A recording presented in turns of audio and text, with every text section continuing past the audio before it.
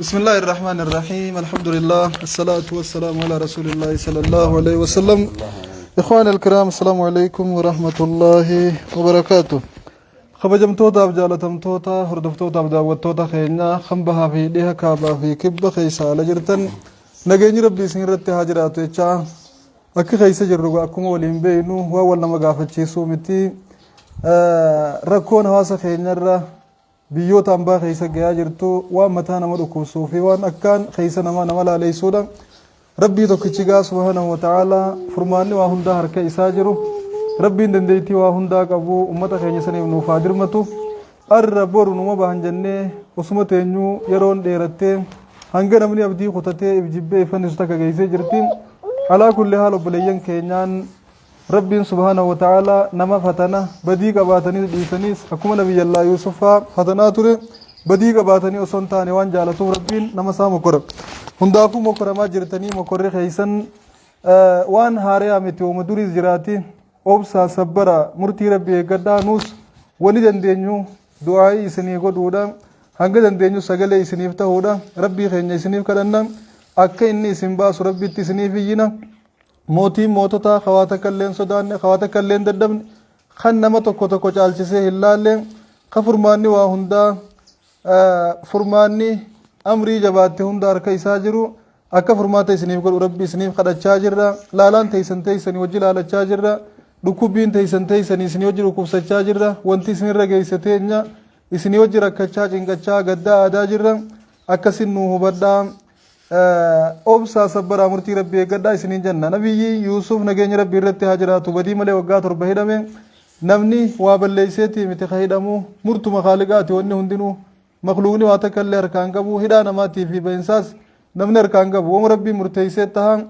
ومربي خليل والمحفوظ الركتبيت وأرى المنا ماتي ندقو ماراجر وبلين كينيان ربي سنيف درمتي روغ بابدو خيستي فرماتا خيسن قمچو تيسن نهادا قيسو hedduu takka keessa keenya dhukkubsachaa laalachaa jirran rabbiin waa hundi isaan taatu waa hundi isa duubaa takkailleen tataatu hin jirre furmaata yeroo gabaabduu keessatti isiniif haa fidu akka nama biyya bulchuu tokkottis taheen akka nama obboleeyyaniif isin qabuutti insha allahu ta'ala nuti gahee teenya wani dandeenyu du'aa isinii godhuudha du'aa arraas tahee boruus ittuma isinii jabaan warri biyya bulchaa jiran warri biyya bulchaa jiran asittis tahee alatti wanni isaan dirqamni isaan baachuu qaban itti gaafatama lammiitu isaanirra jira itti gaafatama rabbiin subhaanahu wa ta'ala gaafa sadarkaa isaanii kannu isaanirra kaayetu isaanirra jira lammii isaaniitiif yaaddahuun lammii isaaniitiif laalachuun quuqamuun dirqama isaanirra jirudha yoo qacaljanii kanuma usan taate inni ichi hidhee miidhaa jiruus inni asiitti callisee jiruus lachuutu itti gaafatama rabbii jalaa hin baanne ربي سبحانه وتعالى من تيجي نخيس ميدا حرام قدين غافة خيسمتو نمرت أولتاته أنغو صدركا وهي أركتو أكان سرت حرام قدين نبي كينيا صلوات ربي وسلام عليه اللهم ولي تعالى أمتي فشك عليهم فشكك عليه جن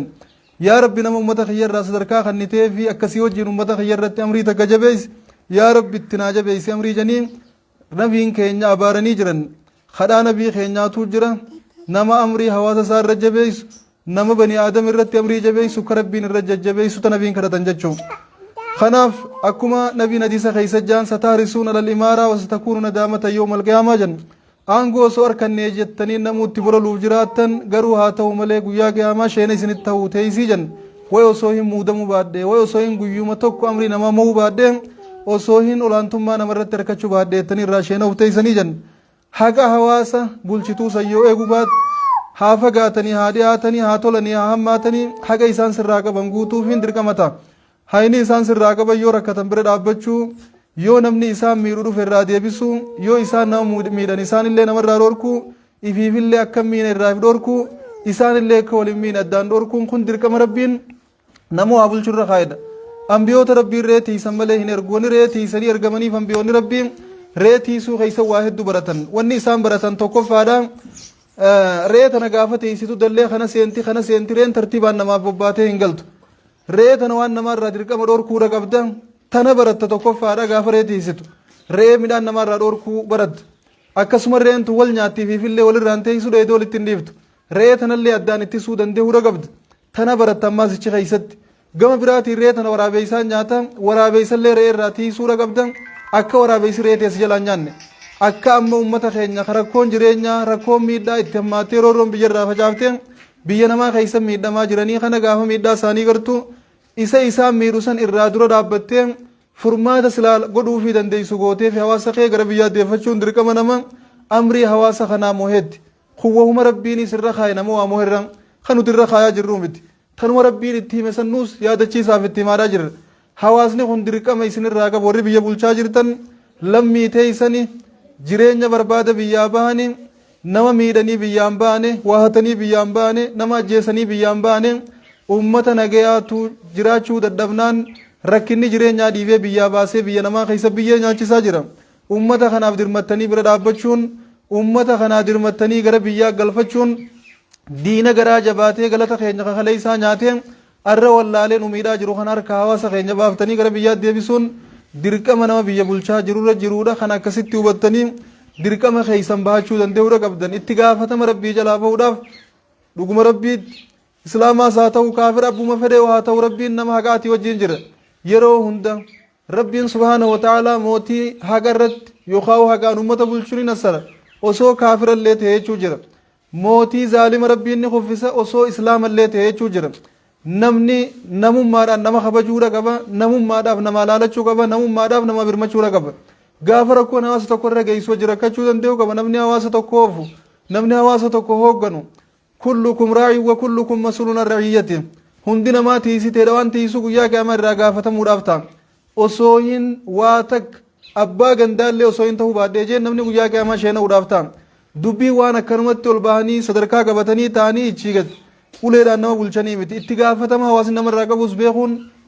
itti gaafatama dirqama hawaasni namarraa qabuus beekanii guutuufiin dirqama ta'a jechuudha hawaasni keenya arraan tana biyyarraa jireenyi rakkinni isaan baasee biyya namaa keessa rakkachaa gaafa jiran gararee bineensarraa eeguusan bakka san jiran arraan tana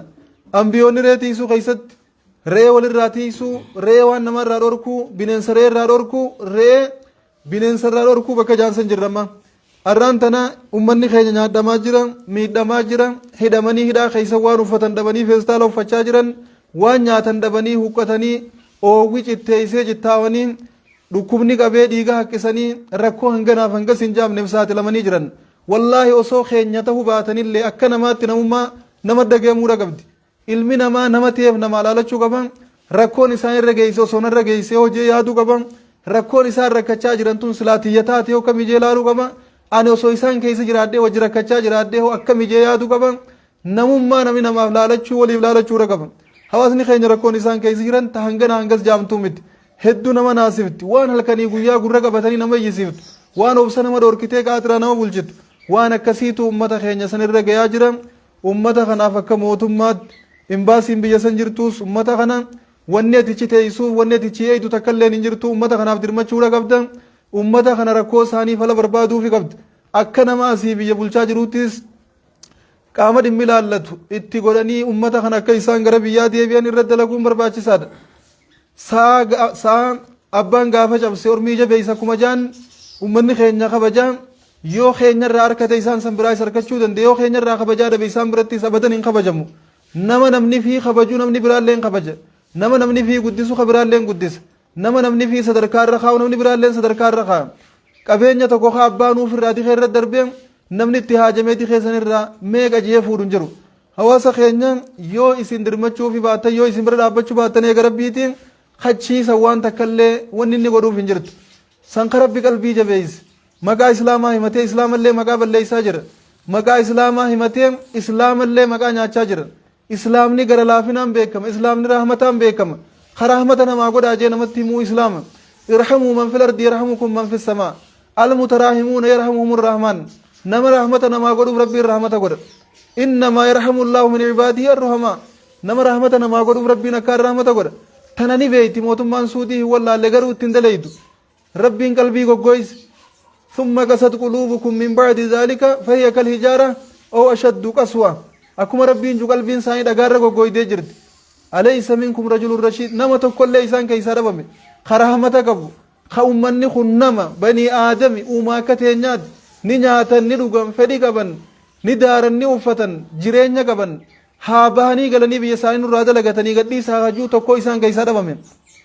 ummata islaamaa ta'uu wajjin wallaahi walau kaan osoo yahudaa taate irra keessaa hidhee ichi rakkisu jiru duruu dubbiin isaanii furmaata argatte rakkoon dilli kun irra ga'e osoo yahudaa taate irra biiti san osoo waan yahudaan bulchitu taate ilaa sadarkaa bakka tana nu geessee jirti subhaanallah waan yahudaa warra dhihaa beeyte islaamni warra bahaa wallaaluun islaamni warra kaabaa wallaaluun waan hedduu nama rifachiisu ummanni nabiyyiin keessa dhalatee keessa guddate ummanni nabiyyiin nagaa rahmee rabbii irratti haa jiraatu isaan keessa argame ummanni quraanni isaan keessa buufame ummata hadiisni waliin miidhinaa wal miidhaan haraamiijuu isaan keessatti gara ergamaa keenyaa wahii godhame ummanni kanaa gaafa dila kana garaa jabaatan waan yahudaan beeytu gaafa isaan wallaalan rahmata yahudaan qabdu gaafa isaan dhaban waan hedduu qalbii nama dha'uu fi nama laaleessuudha waan akka islaamaatti illee if nama tuffachiisuudha waan akka islaamaatti illee if nama tuffachiisuudha yoo ittiin dalayne hadiisni maaliif dhufe yoo ittiin dalayne quraanni maaliif dhufe yaa gabrootan kiyya waliin miidhinaa rabbii jaatiisul qudsiidhaan miidhaaf irrattu haraamiin godhee jira jidduu teessanittis haraamiin godhee jira waliin miidhinaa miidhaan guyyaa qiyaamaa dukkana namatti taati waliin miidhinaa hadiis yaa obboleessu yoo warri suudii ittiin dalayne eenyumaati dalaga kanatti eenyuutu itti dalaga kanatti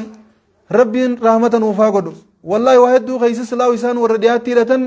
hanga islaaminaa yookaahuu hadiisaa quraana hordofan caala warra dhiyaa hordofan haa ta'uu garuu warri dhiyaa keessaan hordofan san miidhaa akkanaa tan abadan hin hayyamaniin siin jee isaan sunuu miidhaa akkanaan hayyaman garuu tana wanni itti callisaniif maali islaamni nama miidhaa jechuu addunyaan agartuu janii beekaa irraa usan addunyaa islaamni nama miidhaa arra osoo biyya biraa keessa miidhaan hanganaa namarratti dhala namaarra kan gaggeeffamu taate yoo inni akkasuma qaamni dhimmi ilaallatu kan garagaraa warri mirga dhala namaa eegu hundinuu ni iyyan biyya islaamaa keessatti haa jirti biyya hadiisaa fi quraana beeytu biyya nama miidhuun haraam jechuu beeytu keessatti ummanni miidhamaa jira biitii islaamaa taslaa quraanaa fi hadiisa qabdu namani miiti jechuu addunyaan agartu janii beekaa qaanii isaanii dirree baasuudhaaf itti caljaniin siin jee garuu haa ta'u isaan bakka tana firraa ilaaluu hin dandeenye lammii teenya rakkoon gara isaanii baqachiifte akkuma kalee sahabota gara keenyatti rakkoon baqachiifte lammii teenyallee rakkoon gara isaanii baqachiifte haa ta'u rakkoon faragaadha kalee isa nuti alhamdulillahi rabbil aalamiin najjaashiin simatee qeebalee nyaachisee obaasee qubsiisee namni isin arrabsalleen seeraaf dhiyaata jee akka isaan mirga akka namni biyya tanaa qabuu qabaatanii mataa ol qabatanii diinfii gaggeeffatan haala mijeessee fi jiraachise sahabaa ergamaa keenyaa salawaatu rabbii wasalaamu alayhi haa galatoomu najjaashiin rahmanni rabbii irratti haa jiraatu rabbi dalagaa isaallee irraa haa jaalatu hedduu maqaa nu godhe duboon seenaa fi sareetu abbaa jala deema akkuma jaan wanni ati dalayde abadan si jala naftu duutullee jiraatullee yoo gaarii dalaydes gaariin kaafamtu yoo hamtuu dalayde hamtuu yaadatamta lamaan irraa takkuma jechuudha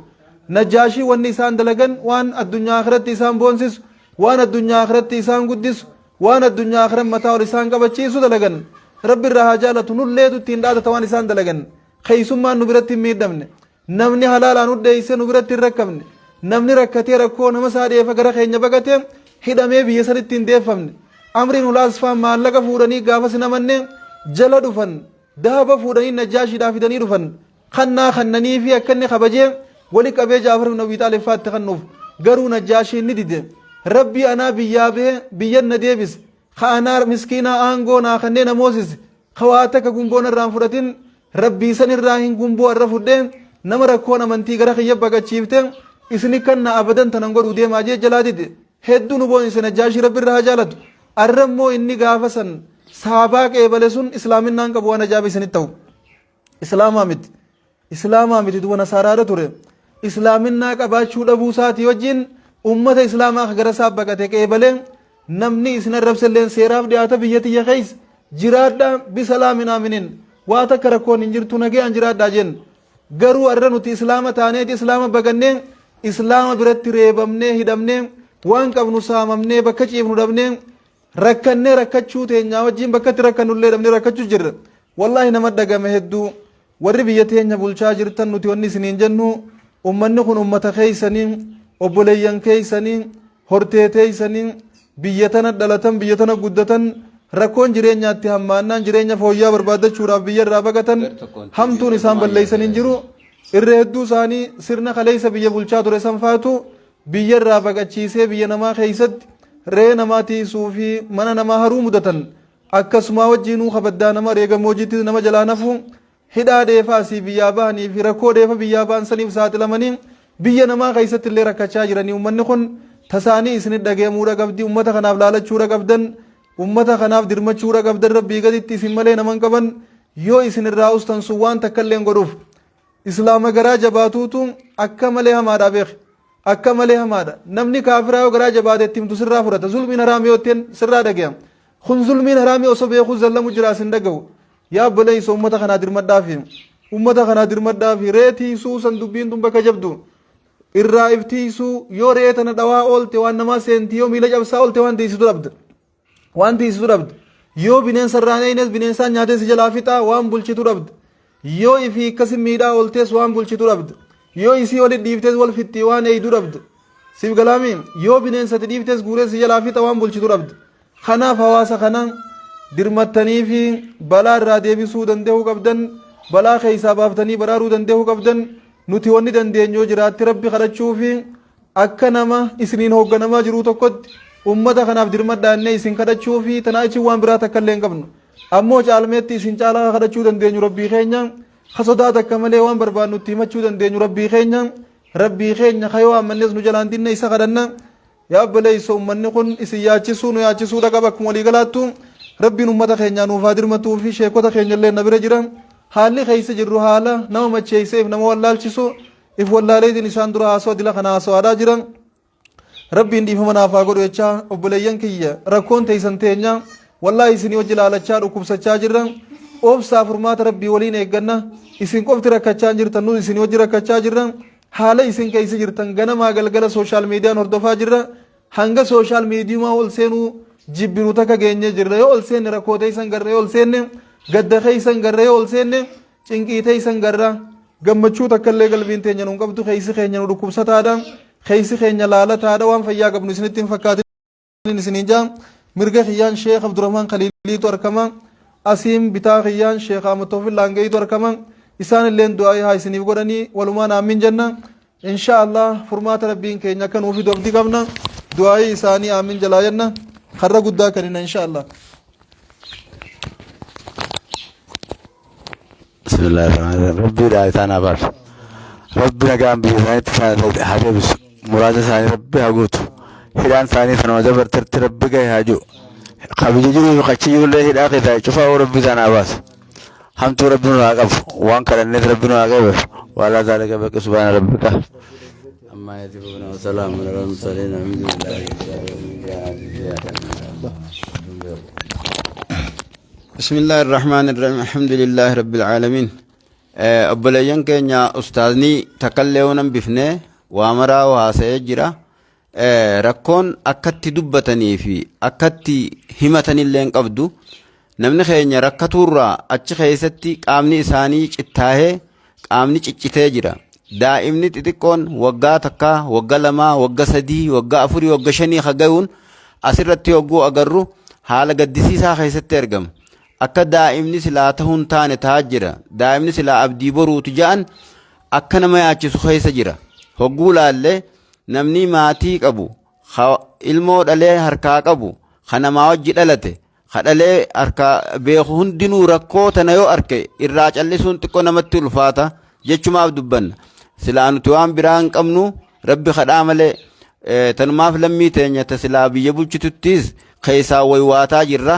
rabbi rahmatan waa godhuufi kaan achi keessaa gabbeeti rakkoo dadhabee rakkoo sanirra hamtuu tajaannam fuulduri isaa jiru sanitti harka ifiitiin nafsee baasuun waan shari'aa islaamaa keessatti hin jirre ifirratti dalage rakkoo hammaataa isaan sadarkaa akkatti himan dhabuu keessa jirtu waan ta'eef kana hundaa ummata keenya rabbi irraa nu haa baraaru kuni akkuma waliigalaattu namni keenya alaa fi keessa jiratan hundinuu yeroo jalqabaatis akkuma reefu dubbatame yeroo sirna dabree san keessatti TPLF rakkoo hammaataa dalagatuu biyya isaanii keessa dhabanii rakkatuudhaan hujii dhabuudhaan sadarkaa hujii itti dhabuudhaan kaan siyaasaan biyyarraa baafamanii miilaan bahara kana cuuphamanii achi bahanii gammoojjii arabaa tana keessatti re'ee tiisuudhaan kun gaala tiisuudhaan kun namaa qulqulleessuudhaan waan akkanaa kana keessatti jiraataa turan kaan dubartootaanis mana namaa saanaa namaa distii namaa dhiqaa kanumaa wajjiinuu amma gaa'eega sirni duraa sun akkas godhe ummanni sun achi asin dachaane rakkoo sanii wajjiin ammaan tana hammaataa tasanii irra hamtuu mudatanii jiran rabbi rahmata nu haa godhuufi waan goonuus waan qabnu haalli yaachisaadha. Mana tokko keessa namni dhibbaan meeqa humaan lakkaa'amu walirratti darbamanii miikaa uffatanii amma faaqa isaa'uu qabbanaa jira jaan qorra hamaa qorra sanii wajjiin oowwaa jira jaan yeroo taantaan oowwa sanii wajjiin qaamni isaanii garagalee bifa namaa jijjiirratanii bifa amma beeyladaalleen caalanii jiran jechuuf hokkatanii akka hamaa jechuudha. Yooniif hangummaan silaahuun dhumee jiraawii guyyatti nama sagalfaa nama meeqaatu lubbuun isaanii bahaa jirti jaanii odeeffannoos ijoolleen takka takka tachi jirtu nuuf dabarsaa jirti. Haala kana keessa ummata keenya rabbi haa baasu jenna. Isin warri keessa jirtanii fi haalallee jirtan qacarraa keessa rabbi qabamuun isin gonin rabbiin qabama jalaa rabbi isin haa baasu jajjabaadhaatii rabbi kadhaa. Rabbi malee wanni takka tafurmaataa hin jirtu rabbumatti haa iyyinu. Kanumatti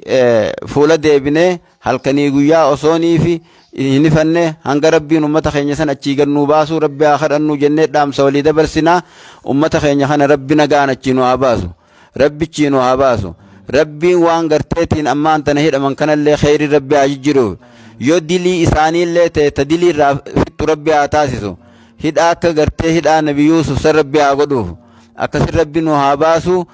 Jajjabaadhaa keeysaa fi alaanis lammiitee isanii yaabboleessoo rabbi kadhaa isiniin jenna. Rakkoo hammaataa keessa jiran nyaata hin arkatan yeroo tokko qilleensa hin arkatan waan akkatti himan hin qabne keessa jiran subhaanallah. Yaabboleeyyan kiyya wallaahi oggoon arku huun dhiigaa haqqisa achi keessatti ogguu ilaalle namni namaa wajji dhalate kan namaa wajjin dhalate irraa obsuu waan ijaallaalu hin dandeenya keessa jiran. Dhiiga saanaa meeqa akkan agarra asirratti ogguun ifa agarru gallakkisanii subhaanallah. Kaan achi keessatti waan ciisu dhabee bakkarra ciisu dhabuudhaan miikkaan isaan uffatan sunuu azaaba yaa jiruu addunyaatiin rabbiin azaaba isaan kaa'e rakkoo jalaa baqanna jaaniin rakkoo seenanii jiranii. Aboo hawaasa keenya rakkoo jalaa rabbi nu haa baasu. Hawaasa keenya rakkoo jalaa rabbi nu haa baasu. Akkan dubbanne kanaatu isaan qabee rabbi nu haa baasuudha. Yaa rabbi nu baasi yaa rabbi nu baasi. Wallaahi akkitti dubbannu dhabne eda nyaata wallaalle yeroo teenyu teessuma wallaalle yoggaaniif waan sana garru kaan kunoo iffannisa kaan dhiiga haqqisa kaan qaamni cittaa'eeti kunoo akka as baasanii nu agarsiisa. Yaa obboleeyyan kiyya namni namaa wajji dhalate namni waa dhalee qabu waa callisee taa'uu hin danda'u. Yaa boo harka rabbi jala nuu qabaa rabbi harka jala qabaanuuf rabbiidhaan waa baasu ummata keenya san. Yaa rabbi nuu baasi yaa rabbi nuu dhagaye yaa rabbi kadhannee dilii teenyallee yoo taate nuun rakuti. Yaa rabbi nuu dhagaye dhageeyti yaa rabbi hatattamaa ta'amma. Yaa rabbi du'aayin silaa bakka sadii qeebalamti jaanii arra sadeen san keessaa ta hatattamaa barbaanna. Ta hatattamaa san rabbi nuu haa godhu ta hatattamaa san rabbi nuu haa godhu amma rabbi nuu haa qeebalu. Yaa rabbi nuu qeebale daa'imman silaa abdii boruu abdii biyya tanaa jennu hundaatu achi keessatti lubbuu dhabaa jira. Kun achi keessatti cittaawaa jira. Kun akkan taane tahaa jira. Yaa aboo namni waa dhalee qabu namni wayii wajji dhalate waa akkatti dubbatu hin qabu. Awoo rabbiin nagaa nu haa godhu rabbiin nagaa nu haa saadachaasu. Achi keessatti illee hidhaasanillee rabbi irraa haa laaffisu. Namticha zaalima silaa islaama jaamu kamooti jaansanillee rabbi keessa haa kaayu gartee rahmata. Rabbi rahmata keessa haa rabbi as nu haa dachaasu. Yeroo qariibitti yeroo dhiyoodhatti rabbi nu haa qeebalu. Rabbi isaanillee garteetiin qawwaa keessa nu haa kaayu. Suga rabbi isaan keessa nu haa kaayu. Amma rabbi nu haa qeebalu. Akkasii kanuma isiniin jennaa warri ala jirtan rabbiin diina san harka isinin naqini. Ummanni kun diina namaa naasuu hin qabne ummata silaa islaama bira gartee laafintii jira rahmataa jira rahmanni biraa fuudhamee akka ustaazni reefu dubbatanitti gaafa asitti najjaashitti as ergaman waan dubbatame dhageessanii jirtan rahmata godhuudhaanii fi waa hunda namachi jala ergame hundaa'u dhoorkaniichi garagalchuudhaan bira dhaabbatanii nuti san cufa dhabnee namni keenya achitti hidhamee laafintiin islaama biraa dhabamtee addunyaan nu laalaa jirti. Silaa biyyoonni itti hidhaman sun takkaa'u biyya biraa taate takkaa'u hidhame kun lammii biraa taate arra addunyaan itti dirmatteeti rakkoo tana keessaa baafti. Kanaafuu rakkoo tana kanama furu arra namni itti iyyannu tokko hin jiru. Rabbi malee, rahmaan malee, isa nu uume malee. Kanaafuu rahmaanuma keenyatti ayyinu ummata keenya kaas jiru. Kanaas rabbi qalbii nu haa laaffisu, kachi illee nu haa laaffisu. Ummata keenya san hidhaa san jalaa rabbi nu haa baasu, rabbi nu haa baraaru. Qawwaas rabbi keessa nu haa kaa'u. Ijoollee sanillee garteetiin ijoollee booda biyya fayyaddu jennee yaanna. Ilmaan xixiqqaa kana sadarkaa isaa waa hin beekan nama boru biyya tana dhaalu fa'a taha. Kanuma isiniin jennaa jajjabaadhaa. Warri ala jirtaniis keessa jirtaniis harka rabbi jala ol qabaatii kadhadhaa. Harka keenya rabbi duwwaa gadi hin deebisini. Harka keenya garteetiin warra gartee rabbiin kadhaatan harka irra deebisuuf rabbi nu haa taasisu. Akkasi rabbi nu haa qeebalu. Yeroo gabaabduu keessatti rabbiin furmaata nu haa dhageessisu. Kana gaa waqtiinis yeroo amma salaataati. خنما ربنا وقبلوا اللهم صل على محمد وعلى آل محمد كما صليت على آل إبراهيم إنك حميد مجيد اللهم بارك على محمد وعلى آل محمد كما باركت على آل إبراهيم إنك حميد مجيد السلام عليك أيها النبي ورحمة الله وبركاته السلام علينا وعلى عباد الله الصالحين. Ayyee balayyan keenya furmaata rabbi waliin nu haa deebisu. Yoo rabbiin keenya fedhe akkuma irra gaddarra wal agarree walii gaddaa jirru gammachuu walitis agarree gammaduuf teenya biiznii ta'ala jajjabaadhaa. Waa hundaafuu rabbiitu jira. Nu isinirraa fagoo jirra. Halaala teenyee dubbachaa jirra. Inni isinit dhihoodhaa. Ka waa hunda caalaara. Namaa godhu.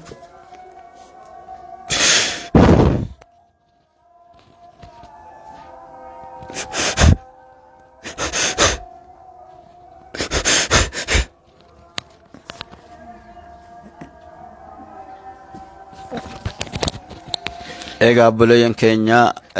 kadhannees rabbi nu haa qeebalu.